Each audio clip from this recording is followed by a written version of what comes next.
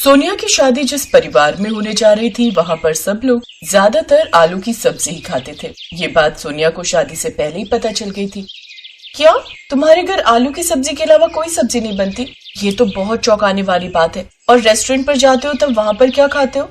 वहाँ पर भी हम लोग ज्यादातर दम आलू, जीरा आलू फ्राई, आलू का रायता या फिर बहुत हुआ तो पनीर की सब्जी खा लेते हैं। बाकी दाल और हरी सब्जियां तो कोई भी नहीं खाता। और माँ जी?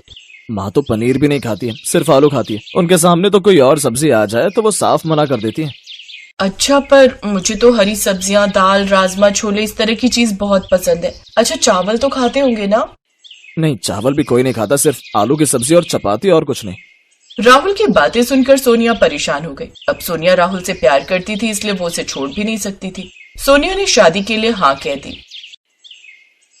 सोनिया, तेरे ससुराल से पहली बार सारे रिश्तेदार तुझे देखने के लिए आ रहे हैं और तूने खाने में सिर्फ आलू की चीजें बनवाई हैं। मम्मी, राहुल की फैमिली में आलू के सिवा कोई चीज नहीं खाई जाती। सोनिया, ये तो बहुत अजीब बात है। तुम्हारे ससुराल में आलू की सब्जी के अलावा कोई और सब्जी नहीं बनती है। हमारे घर तो टिंडे, तोरी, लौकी, करेला, भिंडी, न जाने क्या क्या तुम्हारी माँ बनाती रहती है। और तुम्हें तो हरी सब्जियां, दालें बहुत पसंद है। पता नहीं तूने कैसा लड़का ढूंढा है सोनिया, जिसकी फैमिली में कोई कुछ खाता ही नहीं है। कैसे रहेगी तू वहाँ?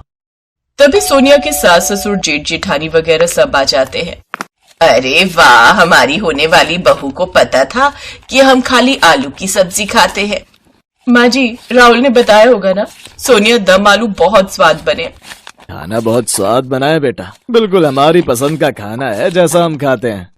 बस अब जल्दी से तुम हमारे घर में बहू बनकर आ जाओ, फिर ऐसी ही बढ़िया बढ़िया आलू की सब्जी बनाकर खिलाना। सोनिया ने इशारों में सिर तो हिला दिया, पर वो परेशान हो रही थी कि सब कैसे मैनेज करेगी। जब शादी तय हो गई तो सोनिया की बुआ शादी से कुछ दिन पहले आ गई। सोनिया अपनी बुआ के बहुत करीब थी और उसकी बुआ भी सोनिया से बहुत लगाव रखती थी। सोनिया की बुआ बहुत समझदार भी थी। उन्होंने देखा शादी तय होने के बाद भी सोनिया थोड़ी सी उदास है, तो उन्होंने उससे उदासी का कारण पूछा। तो सोनिया ने उन्हें सारी बात बताई। अच्छा, तो ये बात है, तू फिक्र मत कर, मैं कोई ना कोई तरीका निकाल ही लूंगी तेरे ससुराल वालों को सब कुछ खिलाने का। तू सारी टेंशन अपनी बुआ पर डाल दे, तेरी बुआ कोई ना कोई रास्ता ढूंढ ही लेगी। मुझे बस सोचने दे थोड़ा। काफी देर सोचने के बाद बुआ को एक आइडिया आया। मिल गया आइडिया। क्या बुआ, क्या आइडिया मिला? जल्दी बताओ ना बुआ। देख, मेरी बात ध्यान से सुन। आप सब भी यही सोच रहे हैं ना कि आखिर सोनिया की बुआ ने उसे क्या सलाह दी होगी, क्या तरकीब सुझाई होगी। चलिए हम आपको बताते हैं आगे की कहानी में। अब सोनिया बेफिक्र थी। धूमधाम से उसकी शादी होती है। शादी के बाद सोनिया अपने ससुराल पहुंचती है। अगले दिन सोनिया की पहली रसोई थी। सोनिया की सास ने उसे आलू का हलवा बनाने के लिए कहा था। सोनिया बहू, सबके लिए आलू का हलवा बना लो। माँ जी, मैं पहली रसोई में हलवा नहीं बना सकती। हलवा नहीं बना सकती हो? मैंने भी अपनी शादी के बाद पहली रसोई में आलू का हलवा ही बनाया था। मैं जरूर बना देती अगर मैंने मन्नत ना ली होती। मन्नत? तुमने कौन सी मन्नत ली हुई है जिसमें तुम शादी के बाद पहली बार हलवा नहीं बना सकती? हाँ बहू, बताओ कौन सी मन्नत ली हुई है। माँ जी, वो शादी से पहले हमारे एक बहुत पहुंचे हुए पंडित जी हैं। उन्होंने मुझे कहा था कि मैं अपनी शादीशुदा जिंदगी अगर सुख शांति से बिताना चाहती हूँ तो मुझे एक प्रण लेना होगा। अब राहुल से मैं बहुत प्यार करती थी, मुझे उन्हीं से शादी करनी थी, इसलिए मैंने पंडित जी के कहने पर एक प्रण लिया था कि शादी के बाद 1 महीने तक मेरे ससुराल में सिर्फ आलू का अचार ही बनेगा और मेरे सारे ससुराल वाले सिर्फ आलू के अचार के साथ ही रोटी खाएंगे, इसके अलावा कुछ नहीं बनेगा। माँ जी, बस 1 महीने की तो बात है, आप सब मेरे लिए 1 महीने तक सिर्फ आलू का अचार खाकर नहीं रह सकते क्या? तुम्हें पहले हमसे पूछना चाहिए था ना, तुमने ऐसा प्रण क्यों लिया? तभी राहुल भी आ जाता है। भाभी, मैंने सोनिया को मना किया है कि इस बारे में वो किसी को ना बताए, क्योंकि आप सब शादी से पहले ये बात नहीं मानते और हम दोनों की शादी रह जाती। अब आप सब सोनिया की तरह थोड़ी हो। सोनिया ने तो हमारी हर बात को माना है। हमारे यहाँ सिर्फ आलू की सब्जी बनती है और कुछ नहीं। सोनिया फिर भी मेरे से शादी के लिए मान गई। ये बात तो है, सोनिया ने हमारी बात को माना, अब हमें उसकी बात माननी चाहिए। अब अगले 1 महीने तक घर में सिर्फ आलू का अचार बनेगा, हम सब उसी के साथ रोटी खाया करेंगे। बहू, तुमने जो प्रण किया है उसे पूरा करने में हम सब तुम्हारा साथ देंगे। पर माँ जी। परवर कुछ नहीं बहू, तुम बड़ी समझदार हो। सोनिया ने जो मन्नत ली है उसे पूरा करने में उसका साथ दो। ये इस परिवार की सुख शांति के लिए हो रहा है। सोनिया बहू, तुम आलू का अचार बना लो, हम उसी के साथ आज रोटी खाएंगे। सोनिया की तरकीब काम कर गई। उसकी बुआ ने जैसा सिखाया था उसने वैसा ही किया। सोनिया ने सबके लिए आलू का अचार बनाया और साथ में पराठे। पहला दिन था, सबको आलू के अचार के साथ पराठे बहुत अच्छे लगे। मजा आ गया बहू, बहुत स्वाद आलू का अचार बनाया है तुमने। वैसे कुछ भी कहो बहू, अगर चाहती है हम 1 महीने तक आलू का अचार खाएं तो कहीं ना कहीं हमारे लिए सही भी है, क्योंकि हम सब तो वैसे भी आलू ही खाते हैं, तो आराम से 1 महीना आलू का अचार खाकर रह सकते हैं। यही मैं बड़ी बहू को समझा रही थी।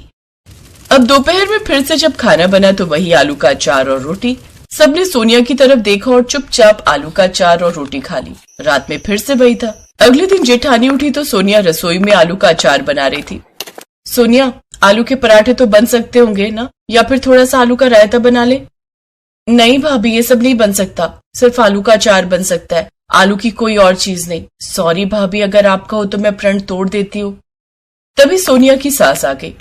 कैसी बातें कर रही हो सोनिया बहू, तुम अपना प्रण क्यों तोड़ोगी?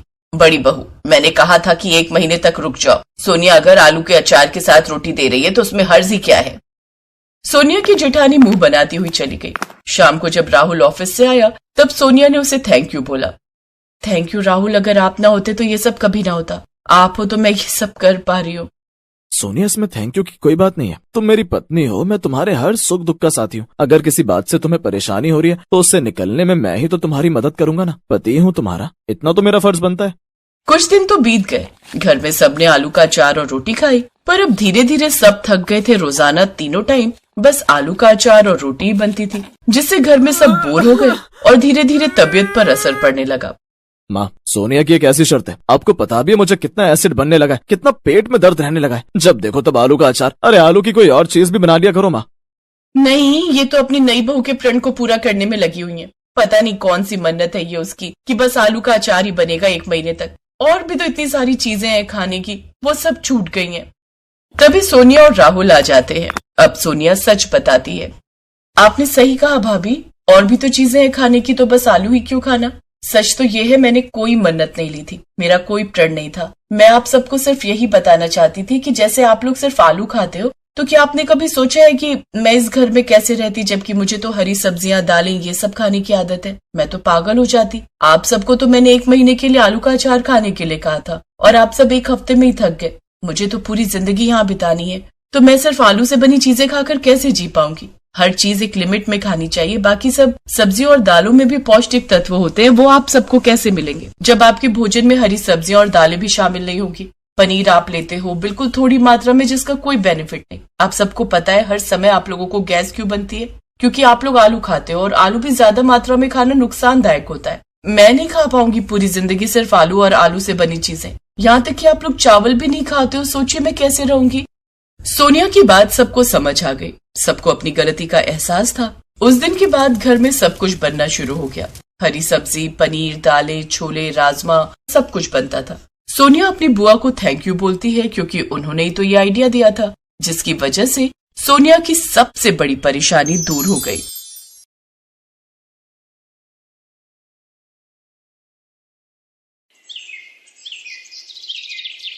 बीना और चंदर आजादपुर मंडी में साफ सफाई और मेहनत मजदूरी करके अपना पेट पालते थे।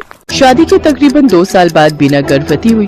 दोनों ही पति पत्नी इस बात से बहुत खुश थे और बेसब्री से नए मेहमान के आने का इंतजार कर रहे थे, लेकिन होनी को शायद कुछ और मंजूर था। एक शाम जब दोनों काम से घर लौट रहे थे तो रास्ते में रेल पटरी क्रॉस करते वक्त चंदर का पैर पटरी में फंस गया। अरे अरे ये मेरा पैर, अरे ये क्या हो गया जी? जल्दी जल्दी पैर निकालने की कोशिश कीजिए। कोशिश तो कर रहा हूँ बीना, लेकिन ये निकल ही नहीं रहा। बीना भी उसकी मदद करने की कोशिश करती है, लेकिन उसका पैर बाहर नहीं निकल पाता। तभी उन्हें ट्रेन की आवाज आती है। जल्दी कीजिए जी, ट्रेन आ रही है। बीना, मुझे लगता है कि मेरा जाने का वक्त आ गया। तुम जाओ यहाँ से और अपना और मेरे बच्चे का ध्यान रखना। मुझे भागे को अपने बच्चे का मुंह देखे बिना ही इस दुनिया से जाना होगा। नहीं, ऐसा मत कहिए जी, मैं आपके बिना कैसे रह पाऊंगी? मैं भी आपके साथ इसी पटरी पर अपनी जान दे दूंगी। नहीं, हमारे बच्चे के लिए तुम्हें जीना होगा बीना। अब जाओ यहाँ से, तुम्हें हमारे होने वाले बच्चे की कसम। जैसे ही बीना पटरी से दूर जाती है तभी ट्रेन आकर विनोद को पल भर में ही काट देती है। बीना की आंखों के सामने उसके पति की मौत हो जाती है। एक ही पल में उसकी हंसती खेलती दुनिया उजड़ जाती है और वो एक विधवा बन जाती है। चंदर के जाने के बाद बीना बिल्कुल अकेली हो चुकी थी। अब वो अकेली ही मंडी जाती और मेहनत मजदूरी करती और उससे जो कमाई होती उससे अपना पेट भरने लगती है। एक दिन बीना घनश्याम को कुछ प्याज फेंकते हुए देख रही थी। अरे घनश्याम भैया, ये आप क्या कर रहे हैं? कुछ नहीं बहन, जो प्याज खराब हो गए हैं उन्हें अलग करके फेंक रहा हूँ। भैया, अगर आपको कोई प्रॉब्लम ना हो तो जो प्याज आप फेंक रहे हो वो आप मुझे दे दो, वो मुझ गरीब के काम आ जाएंगे। लेकिन बीना बहन, इन आधे सड़े गले प्याजों का आखिर तुम क्या करोगी? वो मैं आपको बाद में बताऊंगी, फिलहाल आप ये खराब प्याज मुझे दे दीजिए। ठीक है बहन, ले जाओ, वैसे भी ये मेरे किसी काम के नहीं। इसके बाद बीना उन खराब प्याजों को एक थैले में भर लेती है और शाम को अपने साथ घर ले आती है और उसमें से थोड़े ठीक प्याजों को अलग करके रख लेती है और जिनकी हालत ज्यादा ही खराब थी उन्हें अपने घर के बाहर बनी क्यारी में बो देती है। अगले दिन सुबह काम पर जाने से पहले बीना साफ छाटे हुए प्याजों को काटकर आटे में मिलाती है और साथ ही नमक, हरी मिर्च और अजवाइन डालकर उस आटे को गूंथ लेती है। खुद नाश्ता करके वो कुछ पराठे घनश्याम के लिए भी पैक करके ले जाती है। ये लो घनश्याम भैया, आपसे जो कल प्याज लेकर गई थी उनसे मैंने प्याज के पराठे बनाए हैं, जरा आप भी चख कर देखो। रोज दाल चावल खाकर आप बोर हो गए होंगे ना? बीना बहन, हम गरीबों के नसीब में तो दाल चावल और सूखी रोटी ही होती है, भला उससे भी क्या नाराज होना। अच्छा लाओ, तुम इतने प्यार से प्याज के पराठे बनाकर लाई हो तो खाकर देखता हूँ। घनश्याम को बीना के हाथ के बने प्याज के पराठे बहुत पसंद आते हैं। ऐसे ही कुछ समय बीत जाता है। बीना को अब 7वां महीना लग गया था, जिस वजह से वो मजदूरी नहीं कर पा रही थी, जिस वजह से उसके घर खाने पीने की तंगी हो गई थी। ऐसे ही एक रोज जब वो खाना बनाने जाती है तो देखती है कि राशन के सभी डिब्बे खाली हैं। हे भगवान, एक बार को मैं तो भूखी रह लूंगी, लेकिन मेरे अंदर पल रही ये नन्ही जान कैसे भूखी रहेगी? इस हालत में तो कोई मुझे काम भी नहीं दे रहा, अब क्या करूं? हाँ, याद आया, अपनी जमीन में थोड़े प्याज उगाए थे ना, क्यों ना उनको निकाल लूं, वो अब पूरी तरह पक गए होंगे। बीना उन प्याजों को निकालती है और पड़ोस से थोड़ा आटा उधार मांग कर ले आती है। उसके बाद स्वादिष्ट प्याज के पराठे बनाती है। उसके पराठों की खुशबू को सूंघते हुए उसकी पड़ोसन आरती वहाँ पहुँच जाती है। अरे वाह बीना, तेरे घर से तो बड़ी ही अच्छी खुशबू आ रही है। आखिर क्या बनाया है तूने? कुछ नहीं बहन, ये प्याज के पराठे बनाए हैं। लो, तुम भी खाकर बताओ कैसे बने हैं। वाह वाह वाह, क्या स्वाद है बीना तेरे हाथों में। अरे इतने अच्छे पराठे तो ढाबे वाला भी नहीं बना पाता। मैं तो कहती हूँ तू प्याज के पराठे का एक ठेला लगाकर बेच और पैसे कमा। जब ऊपर वाले ने तुझे इस हुनर से नवाजा है कि तू इतना अच्छा खाना बना लेती है, तो इसका फायदा उठा। उसकी बात बीना को सही लगी और वो मदद के लिए घनश्याम के पास जाती है। घनश्याम के पास एक पुराना ठेला था जिस पर वो गलियों में जाकर प्याज बेचता था, लेकिन जब उसने मंडी में खुद की दुकान ले ली तब से वो ठेला बेकार ही खड़ा रहता था। घनश्याम वो ठेला बीना को देने के लिए तैयार हो जाता है। घनश्याम शाम को अपना पुराना ठेला लेकर बीना के घर पहुंचता है। ये लो बीना बहन, इसकी मरम्मत मैंने करवा दी है, अब तुम इसका इस्तेमाल कर सकती हो। आपका बहुत बहुत शुक्रिया घनश्याम भैया, आपका ये एहसान मैं कभी नहीं भूलूंगी। अगले दिन सुबह जल्दी उठकर बीना सारी तैयारी कर लेती है और मंडी में जाकर अपने प्याज के पराठों का ठेला लगा लेती है।